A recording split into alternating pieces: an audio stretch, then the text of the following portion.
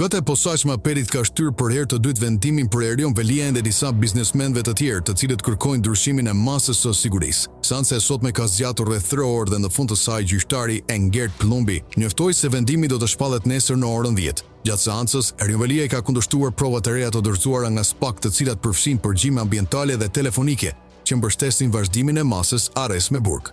Veliaj kërkoi që seanca të ishte hapur për median, duke deklaruar se nuk ka asnjë sekret në bisedat e tij telefonike me familjarët. Kërkesat për ndryshimin e masës Ares me burg janë paraqitur dhe nga 2 avokatët e Veliajt, të cilët argumentuan se kryebashkiaku i Tiranës nuk paraqit rrezik për të prishur provat ose për të intimiduar dëshmitar.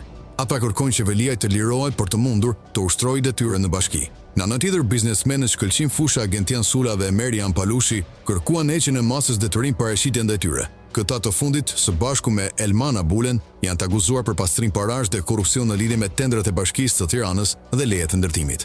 Erion Veliaj dhe bashkëshortja e tij Ajola Xoxa akuzohen për krijimin e një skeme përfitimi rishfeti dhe pastrimi parash, duke përfituar shumë të mëdha përmes organizatave të kontrolluara nga vetë ata. Veliaj gjithashtu akuzohet për marrjen e 3 vilave në Qerret, ndërsa Xoxa akuzohet për shpenzime të padeklaruara që kapi shifrën e 800.000 eurove.